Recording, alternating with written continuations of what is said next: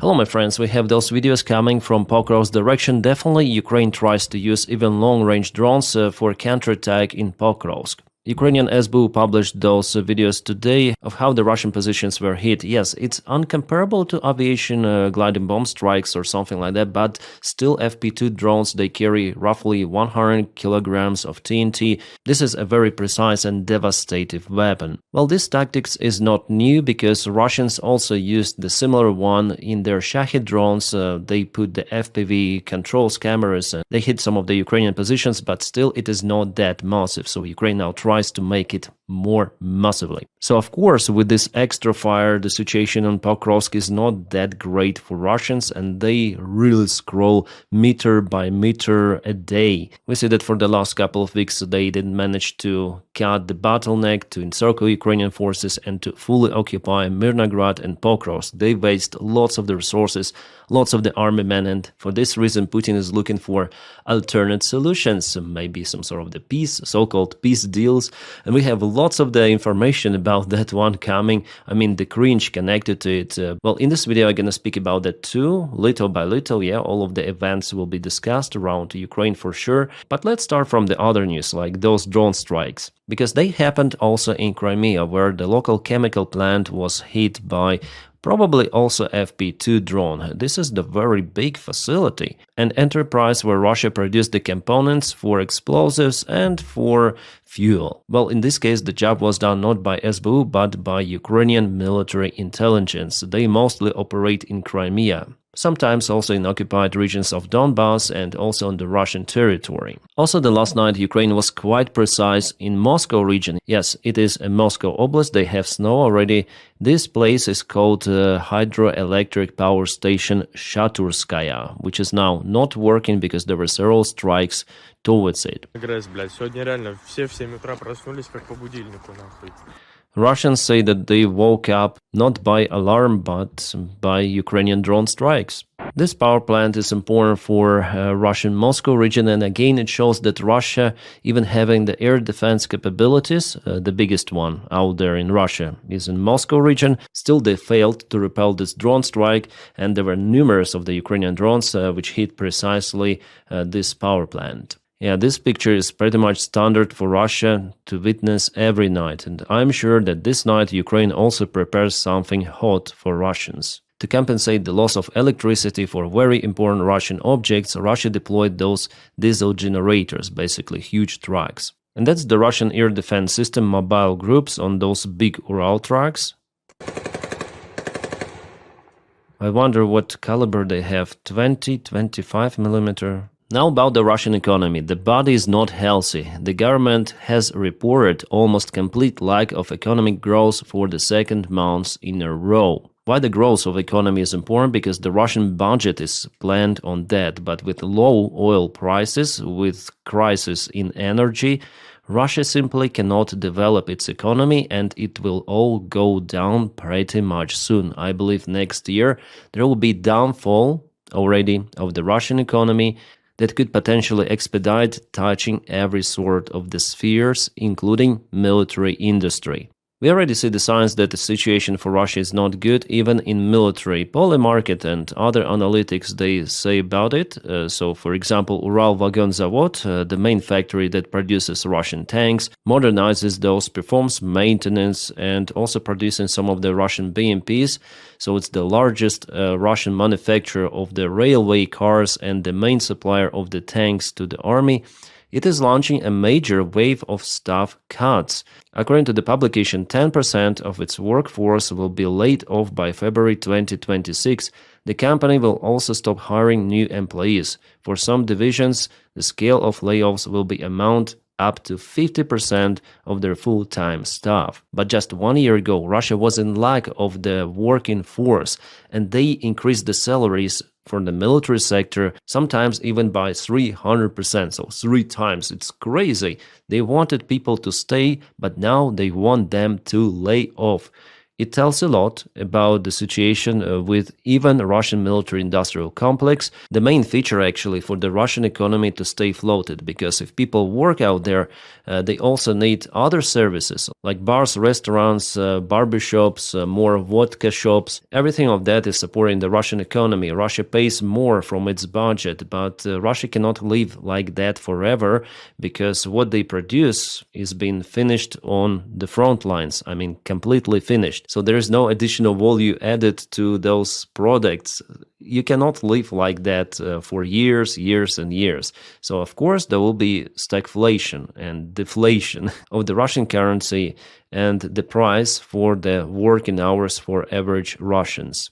And for this reason, Russia decided to use Donald Trump White House administration as its own personal weapon to gain control over entire Donbass, to force Ukraine to sign capitulation and get Donbass without using military force and economic resources of Russia, and only after that continue the war. Because Russia may waste the great part of its army, resources, army men, plus funds, which Russia is in lack of, because now they even start to sell gold, then everyone is buying it because the price is growing, Russia is selling it. Putin and Russian management understand that they cannot continue it forever. And unfortunately our partners, yes, I'm not calling them allies any longer because they do not see Ukraine as an ally.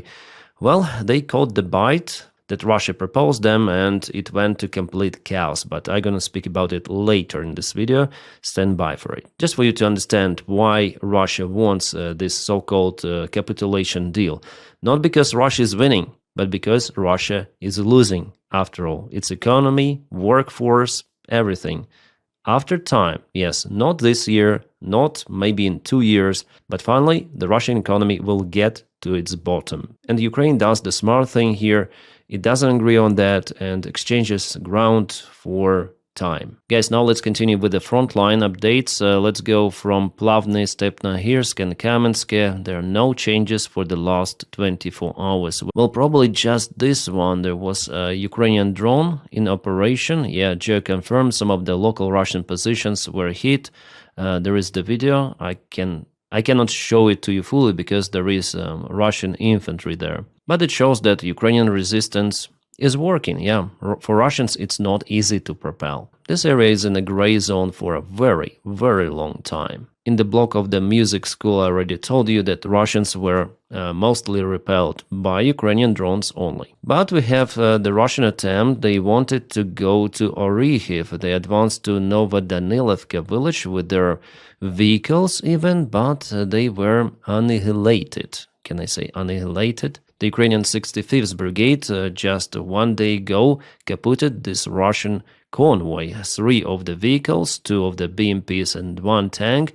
Then 1 of the tanks was damaged together with 1 motorcycle, couple of Russians wounded and 8 KIA. And here is the video. It's the new one published today. One of the Russian vehicles stopped and later on was finished with other drone. You see that the visibility is not that great. So Russians are again using fog, poor visibility conditions to propel forward. But in this case, Ukrainian drones were still capable to fly since the visibility was not that low as it could be. So the job was done very, very precisely. In this case, Ukraine didn't waste lots of the drones to stop Russian tanks and BMPs. You see that sometimes this Russian armor, hangar armor, doesn't help. For the drone operator, it's important to find the vulnerable spot. Then the vehicles were stopped. Some of the Russians went to the local buildings. Later on, buildings were cleared. Surveillance drones, thermal cameras, they help a lot to find out the locations of Russian soldiers. And even in the rubble, for them it's very hard to hide, especially when Ukraine uses heavy drones like, for example,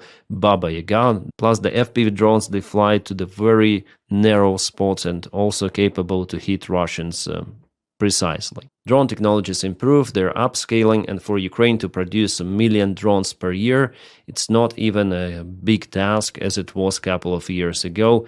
Now we are saying about possibly 20 million drones to be produced the next year. It is absolutely crazy number, but our guys, our volunteers and Ukrainian government says that it is possible to achieve. So yeah, there was the Russian attack, but it failed. Russia lost several of the vehicles, but you see, Ukraine also lost one of the tank in Arikhiv. It was probably also hit by the drone. Let's check it out. Yeah, you see, it was probably, yeah, T-64 tank, something like that. Maybe T-72. It's hard to say. And the Russians used the fiber optic drone to find the tank and to hit it. It is understandable that no one was inside the tank nor in this space. So it was eliminated, yes, but no casualties. And just look at this image, how clear it is then the fiber optic control drone is used. Unfortunately, Russia has more of those kind of the drones compared to Ukraine still.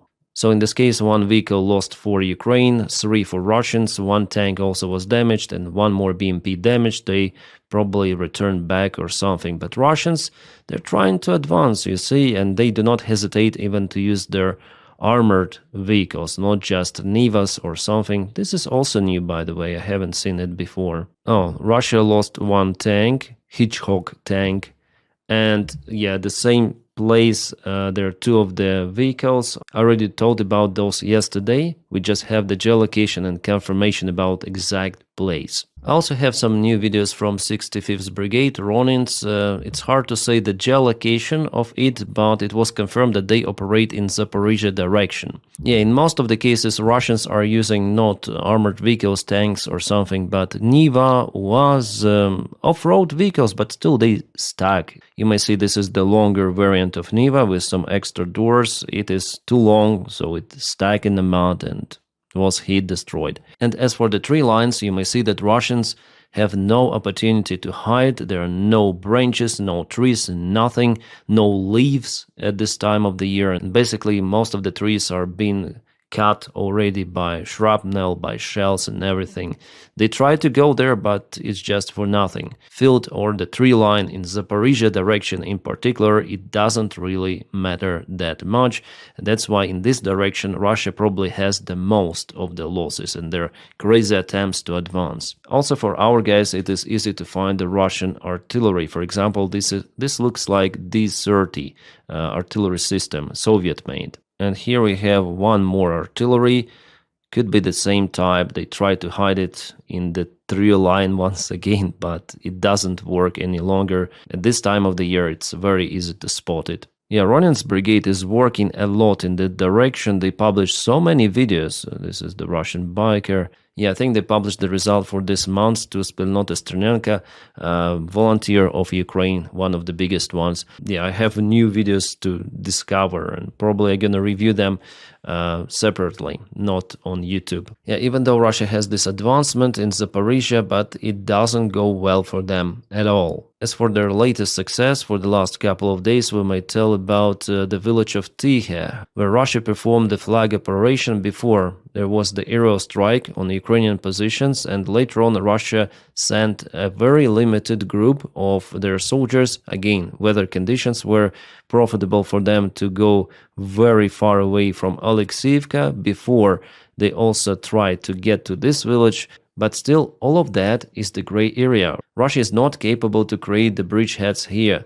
They go from one village to another, propelling with a very, very small forces, like 1-2 soldiers. And for example, here they take photos. It could be a single soldier with the same Russian flag who may take picture from different areas. And unfortunately, yeah, for Ukraine, it's not profitable to hold infantry there. Usually they're withdrawn behind the Vovcha river and Ukraine just operates with a drone. So we may tell that this entire area is the gray area where Russians may operate sometimes Ukraine. Our guys understand that Russians may use aviation gliding bombs, so it's better to take cover in robust positions. But for Gerasimov, this map looks not like that. It is already like this, because he doesn't understand what is gray area, what is partially controlled territory. I'm sure that he painted it like this and tells to Putin that soon Russia will occupy Pokrovsk. But de facto it's not like that, even close. Okay, more to the east, Russians again tried to move their forces towards Novopavlovka, and again they were hit. Yeah, the video quality here is not good, but it seems like Novopavlovka is a new way how to trap Russian forces. They just go, go, go like zombies, and Ukraine is just using drones. Russians cannot propel from that village or to somehow resist in this village. They all were kaputted once again. And yeah, about Pokrovsk, Ukraine tried to use some of the drones on industrial area. Russians are gaining some of the ground in this quartal area, close to the central part, and also they propel a little in attempt to close the bottleneck for Ukrainian army. Well, I still don't know why Ukrainian military command keeps our forces in Mirnograd, especially then I saw the video I told about you yesterday, then Russians capable to imprison 5 of Ukrainian soldiers and later they finish them off. It's crazy. Yeah, so I'm very, very disappointed. Again, I'm calling for reforms in Ukrainian military command, but it's because it's very risky, you see, and there is no other choice than to leave after all. But in this case, unfortunately, with casualties, well, likely it's not Bakhmut. We're not speaking about thousands of Ukrainian troops, but still, every life of Ukrainian soldier is very precious. So as for me, neglectance is still out there. There was the information about the Ukrainian massive counterattack, the presence of the Ukrainian forces in the central part of the Pokrovsk. Guys, it is not true. I can show you the face where this information is coming from. Yeah, it's our favorite military commander of Ukraine who said that Ukrainian army broke through Pokrovsk with a massive counterattack and took the central part under control. I think he fits Kadyrov's army perfectly. The way he looks, the way he says bullshit. Yeah. Valentin Manko, that's his name, colonel of the Ukrainian army, who leaked classified information through his TikTok. He's still out there. He's not being dismissed by Syrskyi. Our officers even are calling to dismiss him, but no, nothing is happening. Yeah, both of the sides are making fun of him, Ukrainian and Russian one. This guy shouldn't be a commander. He's very incompetent and he tells absolute bullshit. Not just in his social media he lies, but also he tells that stuff in his reports. It was confirmed by the guys and the soldiers who are under his command. And there's the company, like several people who left the Ukrainian army because of this guy. Yes, yeah, they voluntarily left because they don't want to lose their lives for nothing, for incompetent person. So yeah, Ukrainian command, sometimes it is strange. Well, here I see Ukraine lost this vehicle. It's something new. That's what I see on the map. It was MRAP vehicle that was abandoned, probably. Yeah, we have other camera. It was definitely abandoned and hit by Russians. I wonder why it was abandoned, because it looks like it didn't stack in a mount or something. Yeah, actually there was someone, but the drone didn't hit inside the cabin.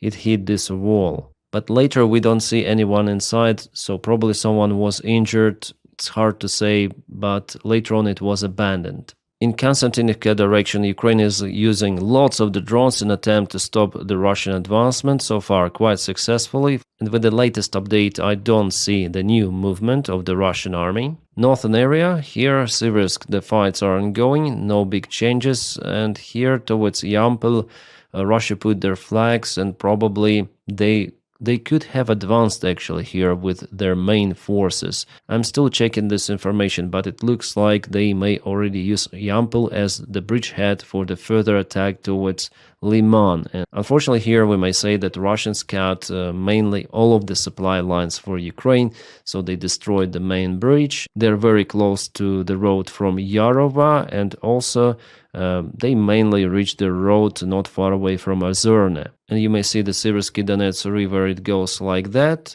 So the area mostly became isolated. Only with the help of the Panton bridges, Ukraine may supply its forces, but those bridges are being identified and also hit by Russian aviation gliding bombs, Russian artillery drones, so it's very risky to put those Panton bridges. Even in Kupiansk, those bridges were hit, unfortunately, by Russians. That's why for Liman, unfortunately, the destiny is already understandable. In Kupiansk, there are no news for today, which is good news. Alright, now about so-called peace deal, because I cannot even call it a peace deal. It's basically a Russian proposed demands for United States, even not for officials of the United States. It was the leaked proposal by Dmitriev to Vitkov. And Vitkov took that document, he ran to Donald Trump, and Donald Trump took it as the to-go decision to pressure Ukraine to sign it. That's basically how it happened, guys. It is as embarrassing as it is. It's not Trump's plan. It's not Rubio's plan. Those are just the points of the Russian demand. And it shows really how incompetent United States officials really are and how chaotic they operate, that within the team, Trump's team itself, there is no connection, no communication. They just want to show that they're doing something, then in fact, they're unaware about the subject or what is happening. Nevertheless, for 2 days there will be the meeting where two of the sides will correct all of those 28 points, maybe not all of those, but it doesn't really matter because Putin already reported that he will continue. The goal for Putin is to continue the war while he can. And if Ukraine doesn't want to give up Donbass voluntarily as a result of those so-called agreements, well, in this case, Putin say that they're quite comfortable with military, but we understand that he's not comfortable. Otherwise, there will be no any attempts from Russia to pressure Ukraine via United States of America to give up Donbass just like that. It means that something is going not according to plan for Russia. So let's go step by step to understand the chaos with those peace agreements. The initial leak was coming from this gentleman Barak Ravid, who is partially employed or reporting for Axios source. He published this article on November 19th on Axios website. Trump plan asks Ukraine to cede additional territory for security guarantee. And he obtained this information from the Russian side. Could be from Dmitriev, could be not from Dmitriev, but somehow he got this access himself, personally. Someone leaked it to him. Could be official also who is working with Dmitriev and not Dmitriev himself. After he revised this so-called document, which is not actually a document, this is the proposal from the Russian side of how to deal with the Ukrainian question, just a proposal. He understood it as some sort of the agreement between Donald Trump and Ukraine. Then in fact, Dmitriev was cooperating, yes, behind Trump's back with Vitkov. They were discussing this issue, but that time there was no attempt from Vitkov to make it some sort of the sensational agreement or something. But after that leak, and Barak Ravid posted it also on Twitter, Steve Vitkov saw it, and because he is not that close familiar with modern-day technologies, with all of those gadgets, he confirmed that he must have got this from Kay. Maybe he was trying to type to some private message, but something slipped and he replied it openly to Barak Ravid as a comment. He must have got this from K. K means Kirill Dmitriev. So Steve Vitkov didn't leak this information. They were discussing the potential points of the peace plan with Dmitriev. Again, not informing Trump or Rubio about those conversations. Well, maybe Trump knew that Vitkov is just blah blah blah with Dmitriev, but now it is evident that Trump didn't know about those 28 points or whatever points. This document was not on Trump's table. Even then, he started to pressure Ukraine damn hard. Yeah, later on, Steve Vitkov deleted this message, but it was too late because it already appeared in internet. So people just took the screens and that's it. And later it created this informational wave, like what are those secret agreements, what is the document, and Financial Times plus Reuters also started to publish their articles. They referred to some of the unknown sources. So what Vitkov did, he went to Donald Trump and said, we were discussing some plan with Dmitriev, and for the first time Trump became aware of what is happening. But there was already informational wave created. It is now we know from multiple of the sources that the peace plan, consisting of 28 points, was developed by Trump's special envoy Steve Vitkov and Putin's special envoy Kirill Dmitriev. Trump's son-in-law, Jared Kushner, was also involved in discussion. Yes, Witkoff, Dmitriev, and Kushner, they were discussing the plan, but it was leaked because Russians want it to happen. And Secretary of State Marco Rubio knew nothing about preparation of the plan. Donald Trump also saw it at the last moment, but approved it after being informed right away. My friend Witkoff, is it plan good? Witkoff says, yes, it is good. It is already known everywhere, media write about it, so we have to say that it is our plan that created by our administration. Then de facto, United States administration has nothing to do with that plan, and Marco Rubio was definitely unaware, together with Donny, and they didn't even read the plan. Then they started to press Ukraine. Guys, it is 100% because if they read it, they would understand that they are getting themselves into this trap. So the pressure on Ukraine, on Zelensky, was just astonishing and happening at the worst time period possible. It was a perfect storm, and everyone was shocked. Even on 20th of November, it was evident that those points, they're unacceptable by any sort of the state, not just by Ukraine, but by any sort of the state. Those are violating all of the international laws. They're forcing Ukraine to basically surrender its territory voluntarily to Russia, the territory that has not yet been occupied by Russians. The parallel is clear. This is like appeasement of Adolf Hitler before the Second World War. Ukrainian allies also were shocked, and the next day there was the visit of Driscoll, who is a friend of J.D. Vance, to Kiev. At first, the aim of the visit of the Pentagon general was the discussion about sharing drone technologies, but on the way, Donald Trump gave him the special order to speak about capitulation, or you may call it a peace plan. Yes, Daniel Driscoll, he delivered this message from Donny that Ukraine should basically surrender. He was kind of like that, smiling in front of the cameras, but behind the closed door, there was the meeting between him, Ukraine at first, and there were some of the ambassadors of the European Union. And he tried to morally push everyone. According to Reuters, representatives from the European Union, they were disgusted with his behavior, telling that we don't care what is there in those points. We need to get this shit done. You should take this initiative from Donny. It is the peace plan. So he's like this General Soldaphone, we call those like that. Oh, I got the order, you should obey me, everyone should obey. Later the same evening, Zelensky recorded his address to people because he was pressured so much that and he was forced to come out with a message, guys, we're up to lose our key partner, key ally, the United States of America. Well, as for me, we lost it a long time ago after Donald Trump was elected, honestly. Now it's just a formalization of that divorce. Well, the same day Putin wore the military uniform, he organized his own meeting, saying that the only way to reach peace is to reach the goal of the special military operation. He met with Gerasimov, other generals. He clearly showed that he is not interested in peace. Peace for Putin is only in the best case scenario for Ukraine to give up Donbass voluntarily, and later on Putin will continue. That's $1,000,000%. Not mathematically correct, let's say 100%, okay? But the next day, Putin was wearing his suit and also said that, oh, we have just obtained that plan from Americans via our channels.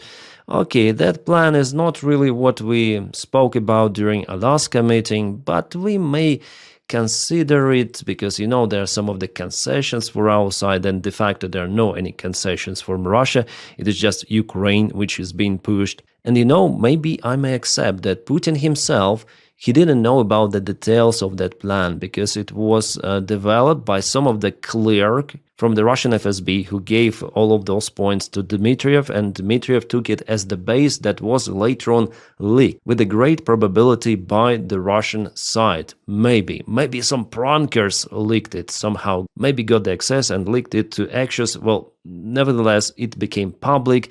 And you understand, yeah, what I'm saying, that it was the Google translated from Russian to English plan. It is already evident because English native speakers, they do not use those strange words usually, especially in documents. So it is 100% Russian proposal document. But whether Russia definitely shared it to the press, to Axios source, for now it's not that evident. Well, looks like it, if we believe also Witkoff's comment that probably it was leaked by K. And yesterday there was a big bomb drop that uncovered everything. Those were the senators from Republican Party and from Democratic Party. Also one, we may call him independent senator. Well, let's check out what they say after they spoke with Rubio. I put the volume maximum.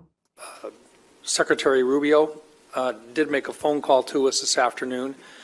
I think he made it very clear to us that we are the recipients of a proposal that was delivered to one of our representatives. It is not our recommendation. It is not our peace plan. It is a proposal that was received, and as an intermediary, we have made arrangements to share it, and we did not release it. It was leaked. It was not released by our members or our representatives. Yes, it is basically a Russian plan, but the White House administration pretended that it was their plan, that it was Trump's plan. It was done in cooperation with Rubio, Witkoff, and so on. The information about it was shared in the press 2 days ago. But now, senators, they spoke with Rubio, they say it in front of the camera that it's the Russian plan, we have nothing to do with it, just some of our representatives were in contact with the Russian side, and it was just a Russian proposal in general. So Marco Rubio and entire White House administration, they shit their pants, but Marco decided to do this step. He came out with a solution that we didn't shit our pants. No, the smell you feel is not our shit. No, nothing happened. Nothing happened. He continued to insist that the peace proposal was authorized by the United States. It is offered as strong framework for ongoing negotiations. It is based on input from the Russian side, but it is also based on previous and ongoing input from Ukraine. Yeah, of course, Ukraine put its input to give up on army, territories, and weapons. Of course, Rubio, we believe this shit you posted. Yeah, just for you to understand how they lie and how chaotic White House administration really is. Then they have the evidence, and still they try to hide how they fucked up with this peace plan. And I think now negotiations in Geneva are ongoing to save not the peace plan, not Ukraine or something. The negotiations are there to save the remains of the reputation, possible remains of the reputation of the White House, because definitely how can they insist on something? How can they propose or mediate peace deals if they take freaking Russian document and force Ukraine to accept it, even without reading it? It's beyond understanding, but guys, it's the new reality of the United States of America. That's why I'm not calling that country anymore as Ukrainian ally. If it pushes Russian demands for capitulation for Ukraine to accept, and they're doing it in the most scam way possible. You need to accept the deal till Thursday, till the Thanksgiving day. Otherwise, we're gonna take your arms. And we're going to stop to give you intelligence information, which is crucial for Ukrainian air defense. Just for you to understand, yeah, accept Russian plan, capitulate, or you're going to be bombed by Russians. All of those casualties in Ukraine, civilians, military, we don't really care. We say about them in Trump posts, but you will die, under Russian bombardments because we force you to capitulate. If you don't agree, you'll die. That's basically how it looked like, and it is real. It is happening. So I don't know what is really worse, for United States to push Russian agenda or for United States to propel Russian documents for Ukraine. What could be worse? Maybe two of those things are the worst possible for United States. It's no longer a leader of democratic world or free world. I think we may call it crypto corpo empire. It changed a lot since Donald Trump was elected, and I hope Americans will get out of this chaos because it is touching Ukraine. We see how it touches Ukraine, but it touches also the lives in America. It touches economy of the country, its international influence. For Donald Trump, Ukraine accept the peace deal, but he doesn't care about Ukraine. He doesn't care about security in Europe. Now Europe came out with its own deal. I'm not gonna put too much attention on that one. Probably in next videos we're gonna review that. But in general, Europe should be more independent in everything from the United States of America, especially in military. Unfortunately, Europe was and still very dependent on Russia. It was done because of the many factors, and it didn't take the possible threat from Russia seriously. It didn't invest into its military production. Yeah, unfortunately, we have what we have. Without the United States weapons, Ukraine may still fight, but it will lose more ground. And actually, the lever of the United States that it might apply on Ukraine before, with previous White House administration, then there was definitely big military support for Ukraine. Now I would say that lever is not that strong or almost absent. If they force Ukraine to capitulate, they should tell Ukraine, okay, if you don't capitulate, we're gonna stop weapons support for you or intelligence support. But now Ukraine has some of the alternates. Yes, it will be hard for Ukraine without that support, but still it's different compared to what it was before. Now Ukraine obtains also satellite information from the private companies. Also, Ukraine produces lots of the drones, and the drones are a decisive factor in the war of the 21st century. And America is not over there. It doesn't provide drone technologies for Ukraine. It's Ukraine who could provide drone technologies for United States of America. So United States is not influencing Ukraine as it was before. Now it's pretty much limited minimum military support coming. Donald Trump may tell whatever he wants to tell to Ukraine, but Ukraine should put on the weight its relations with Donald Trump and just some of the military support it has, mostly for Patriot missiles. It is crucial. That's why I'm speaking about civilians who are actually dying under the Russian strikes. So here Donny creates this absolute disgusting pressure. So you'll have more civilian casualties if you will not obtain our PAC-3 missiles capable to hit Russian ballistic missiles. So Ukraine should put here on the weight, but on the other weight, it's incomparable. It's Ukrainian independence. Those people who are still on occupied territories, and you want to force them to become Russians or what? The limited military support and blackmail from the United States is not equal to sovereignty of Ukraine. United States is not capable to influence Ukrainians' people decision or Ukrainians' government decision. And I communicate with our guys on the front lines. They say that even if they had the order to withdraw, I spoke with two of them, okay? If they had the order to withdraw, they would not commence to that order. They would stay on their positions and continue to defend Ukraine. And the vast part of Ukrainian army thinks exactly like that. So we'll see what might happen tomorrow, because the peace deal has already been modified. It was reported by Ruzzia, again himself. But this situation really shows that the incompetence of the White House, that the administration is totally unaware of what is happening, and it doesn't want to be aware, which is outstandingly bad. It has never happened like that before. I would say in the history that the country with the biggest economy, biggest army would behave like that. I would say it's acceptable for the countries like maybe Chad, Somali. For United States, no. And tell me, guys, tell me if it is normal, like honestly, even if you support Donny, tell me, is it normal to repost that someone put the prompt in artificial intelligence, creating this sort of the image, and President of the United States of America reposted that? Is it normal? I don't think so. Guys, we're at the very, very bottom of politics, and it is very dangerous. Dangerous for entire world. Putin understands that if Donald Trump is pushing Ukraine like that for Russian demands, it is clear for him that the United States will not defend its allies in Europe.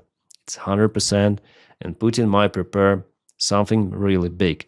The next week I'm planning to record one more video about the possible war between NATO and Russia in Europe, and why Putin wants to have it and why it is almost imminent. We have all of those signs pointing out that it will happen. My friends, we need to be ready even for that scenario.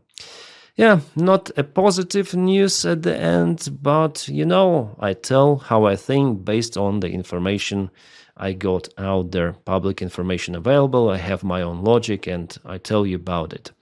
And thank you guys for your kind support on Patreon and also membership. If you want to follow me on Patreon, the link for it just in the video description below. For follow me on membership, just press this button somewhere, join. Thank you guys for making this content possible. Without you, my job would not exist. If you don't have the opportunity to support me like that, you may press your like to this video and also subscribe for the channel. By doing it, you also propel this video in YouTube algorithms. Your subscriptions, your likes, sometimes even comments are very important. My friends, I wish you all a peaceful sky wherever you are and have a great time.